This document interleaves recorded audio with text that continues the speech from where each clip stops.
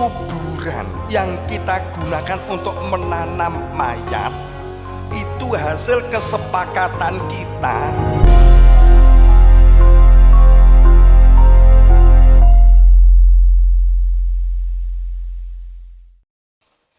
Kan gitu.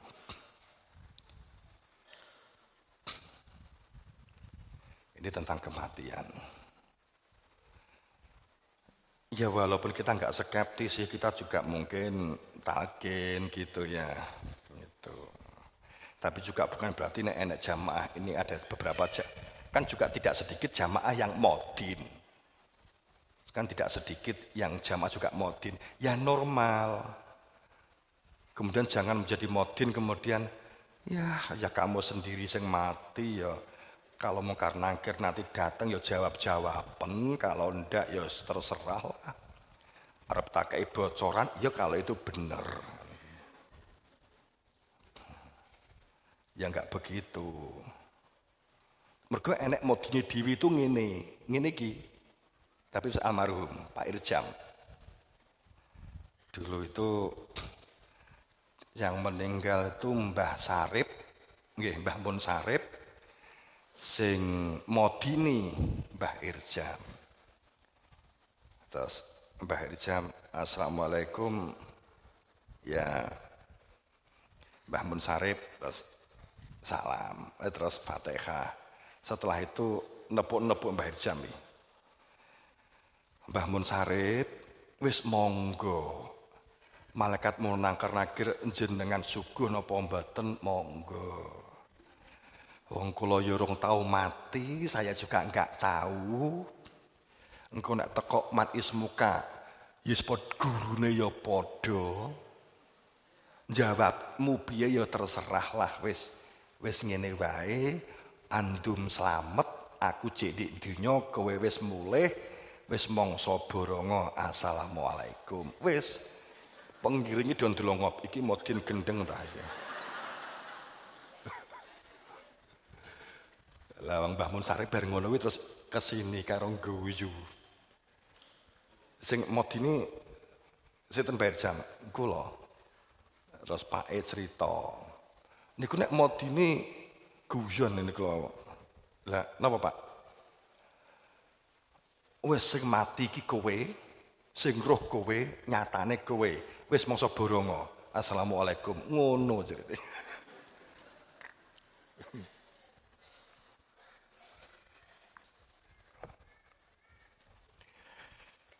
Yang didebatkan itu kan sering begini, itu berarti bid'ah, enggak bid'ah.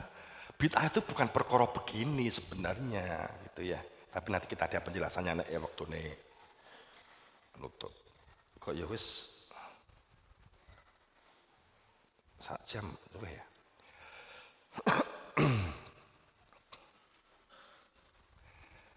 Jadi rukun Islam itu kan utamanya yang mungkin yang baru, utamanya ya bahwa rukun Islam yang pertama itu an asyhadu alla ilaha illallah, bukan qaul syahadah. Mungkin banyak yang di pengajian ini banyak yang baru ya, itu selama ini hadisnya itu kita karena nggak membaca sendiri, itu kemudian kita percaya ungkapannya pemberi nasihat mengucapkan syahadat, padahal hadisnya dan ayatnya teman-teman bukan qaul, bukan kata, bukan kalimat, tapi kok ain nganggo alif nun makna itu absolut, maknaan itu mutlak, maknaan itu adalah kalau saya tahu ini teh itu berarti sudah di hadapan saya. Asyhadu bersaksi itu menyatakan, itulah asyhadu anna. Wasyhadu anna pakai anna juga. Asyhadu.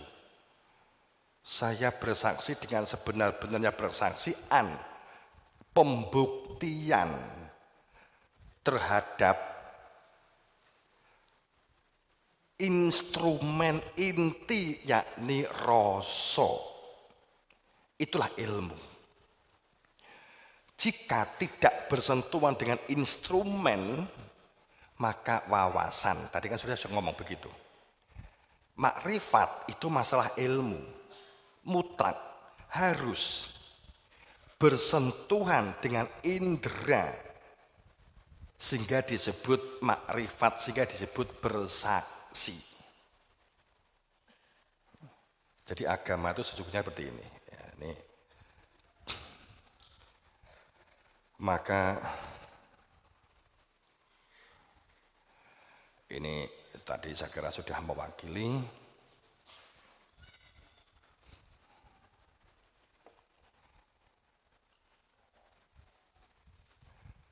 jadi ayatnya juga sangat jelas kok sebenarnya.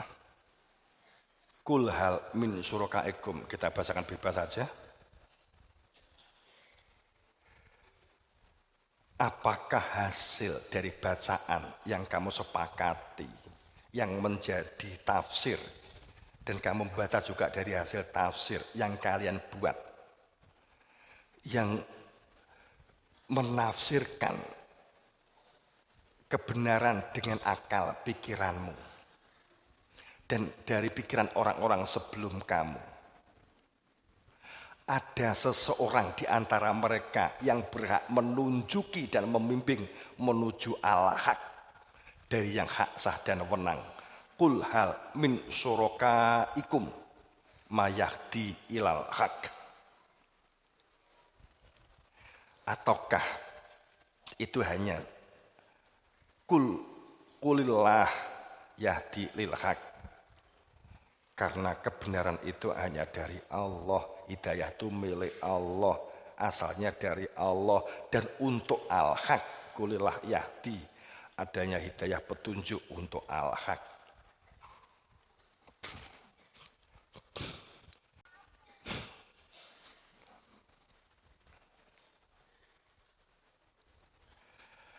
Maka apakah orang yang mengetahuinya dari hasil bacaan, dari pikiran-pikiran, dan membuat kesepakatan-kesepakatan, tapi di antara mereka tidak ada yang hak, sah, dan wenang, apakah mereka yang lebih berhak untuk diikuti, atau apakah orang yang menuju kebenaran itu adalah lebih berhak diikuti? Kan gitu. Kenapa kamu mengikuti dari orang yang hanya dari bacaan, tapi tidak mengenal persis tentang Tuhannya, tentang akhirat, tentang surga, padahal hanya wacana. Kenapa kamu harus mengikuti itu? Kan begitu kalau ekstrim. Ya kalau kita mengikuti untuk wawasan saja nggak apa-apa sih. Bukan berarti kita fanatik ya.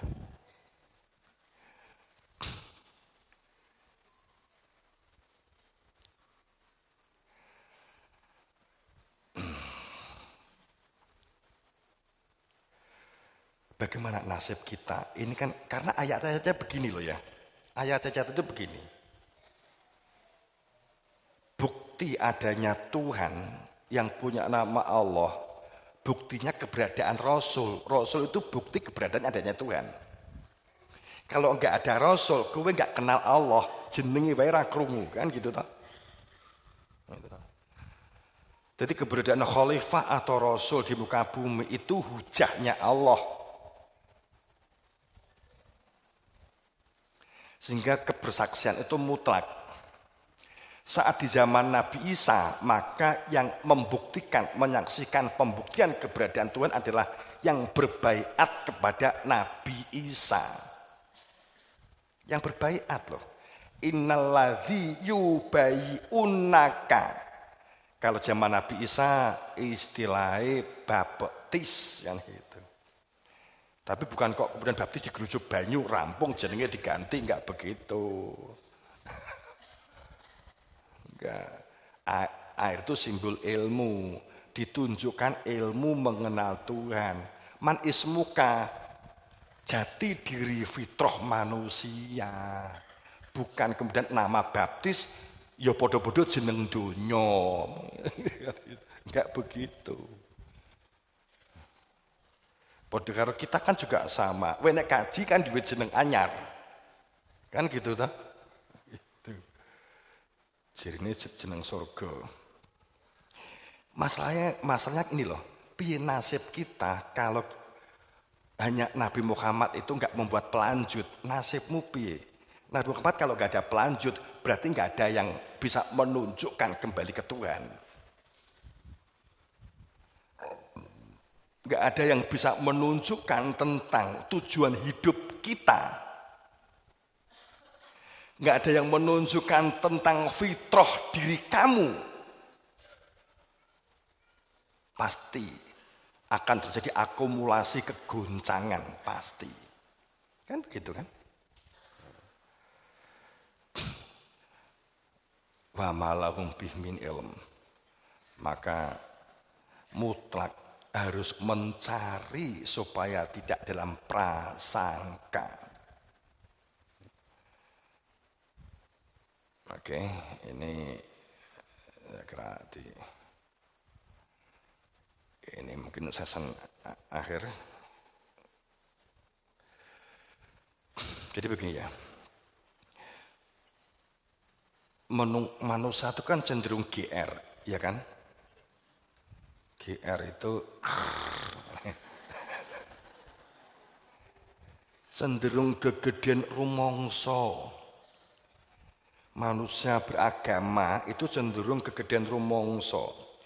Setiap membaca ayat-ayat atau menerima berita perihal anomali tentang bencana, tentang ujian-ujian yang memberatkan, tentang cobaan, dan saat berbicara tentang kafir, fasik, munafik, sang pendosa, saat berbicara tentang setan, jin, neraka, dan hal-hal yang negatif, itu cenderung manusia beragama itu selalu berpikir dan berpandangan itu adalah kamu, itu adalah kalian, itu adalah mereka, itu bukan kami, itu bukan saya. Mungkin apa betul?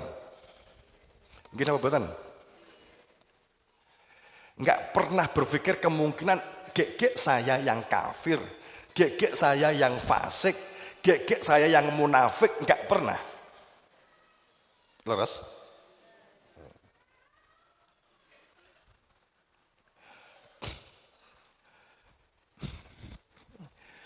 Sebaliknya, saat menerima ayat-ayat ataupun pendapat berita yang diperuntukkan kepada orang yang beriman, hadiah surga, bidadari, kenikmatan orang yang di dalam surga, maka selalu menunjuk aku, kelompok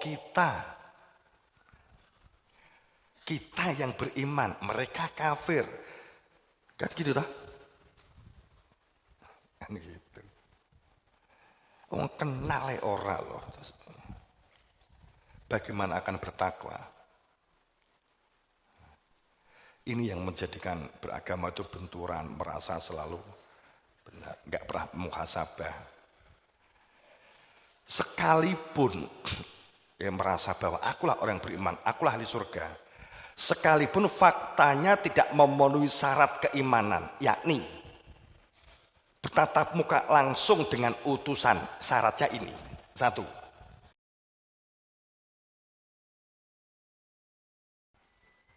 Kedua, sama sekali tidak mengenal Tuhannya. Yu'minuna bil ghaib, iman itu dengan al-ghaibnya, mengenal al-ghaibnya di Tuhan. Hanya wawasan dan wacana tentang ketuhanan. Syaratnya kan mengenal bil ghaib. Kemudian ketiga, faktanya sama sekali tidak mengenal kebenaran akad itu min robik, kecuali agamanya nenek moyang. Fakta beragamanya dari bacaan, dari pelajaran dan hanya sebagai wawasan dan pengetahuan. Tapi menjadi aneh, merasa ahli surga. Ini apa mboten? Iki digorek si awake dhewe kok. Kan gitu ta? Ben gak gampang ngelokke kono-kono gitu. Maka keimanan yang berangkat dari kepercayaan dan keyakinan dari anggapan yang tidak bisa dibuktikan oleh instrumen indera rasa, tidak berada di dalam instrumen aku bersaksi di dalam rasa, berarti itu kepercayaan. Itu berarti pelestari budaya, kebudayaan. Berarti itu taklid sekaligus bid'ah. Berarti itu hanya wawasan pengetahuan, bukan ilmu.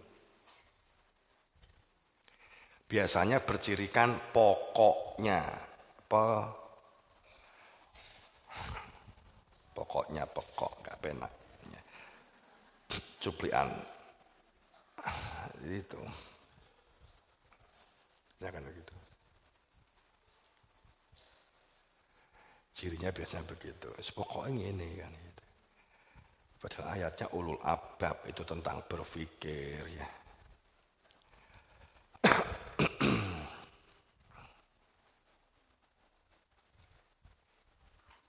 Apa sih dikatakan bid'ah? Digegerin di kono-kono. Ya. Apa sih bid'ah? Tahlil bid'ah. Talqin yang mengatakan bid'ah. Allahumma sholli ala sayyidina bid'ah. Opol. Ya semacam ini. Wong gak pedok karo Nabi Muhammad dhewe kok iso nyimpulke bid'ah itu lho piye? Wong bid'ah itu hanya jika bertatap muka dengan Nabi Muhammad maka tidak bid'ah. Yang sezaman dengan Nabi Muhammad saja bisa bid'ah saat dia ternyata tidak ketemu dengan Nabi Muhammad dan tidak mendapat perintah Nabi Muhammad langsung. Itu bid'ah kok. Apalagi saat kita tidak sezaman, pasti bid'ah. Gitu loh. Makanya Nabi Muhammad alaikum bisunati wa sunatul khulafaur rasyidin. Makanya Allah rusulana tadro. Maka firman Allah ngendikan Rasul kami itu tatro. Terus sambung tidak pernah berhenti supaya manusia tidak di dalam bid'ah. Karena bid'ah itu tidak bertatap muka langsung dengan pemberi perintah. Apalagi tidak sezaman. Hanya ikut-ikutan. Orang masa lalu kemudian merasa ikut menerima perintah dalam prasangka karena memang tidak kenal sehingga beragamanya melalui kira-kira, melalui tafsir-tafsir agama, tidak di dalam kepastian, tidak ada yang menjamin kamu disebut iman, kamu disebut Islam, kamu bagaimana cara masuk menjadi selamat ke akhirat. Tidak tahu merasa tahu, tidak kenal merasa kenal. Itu bid'ah gitu loh. Wes ayatnya ngene kabeh. Nek kedawan disimpulne ngene. Wa ma atroka ma yaumidin. Ma atroka ma yaumidin. La yang memiliki nafsun li nafsin syai'a. Semua kehidupan itu pasti nafsu untuk nafsu, dunia untuk dunia. Ila kecuali wal amru yauma idzillah. Jika dia menjalankan ketemu Allah sehingga mendapatkan perintah dari Allah wal amru yauma idzin dengan izin, kalimat izin itu ada utusan.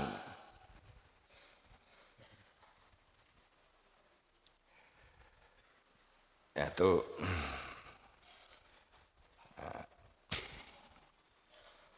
makanya alam yakni ladina amanu antar sa'ab qulubum lidzikrillah, ini saya lewati saja. Fatola alaihim amadu faqosat qulubuhum. Itu selalu terulang ya, selalu terulang. Saya sebenarnya sampai mencari inilah. Ayat ini setelah ini. Fatola alaihimul amadu faqosat qulubuhum. Sampai hatinya mengeras. karena mengabaikan kebenaran. Sesungguhnya kebenaran Rasul itu sendiri diabaikan. Maka keras hatinya, membuat rumusan-rumusan menjadi keras hatinya. Begini, kejadian ini selalu terulang dan terulang. Kejadian itu selalu terulang dan terulang. Zaman Nabi Adam, zaman Nabi Idris, zaman Nabi Hud, dan seterusnya sampai Nabi Isa, Nabi Muhammad. Terulang, kembali lagi, terulang lagi, kembali lagi, terulang lagi. Terus begitu. Bersaksi atas mengadanya diri Tuhan dan bersaksi atas mengadanya utusan adalah kehidupan yang real, fakta.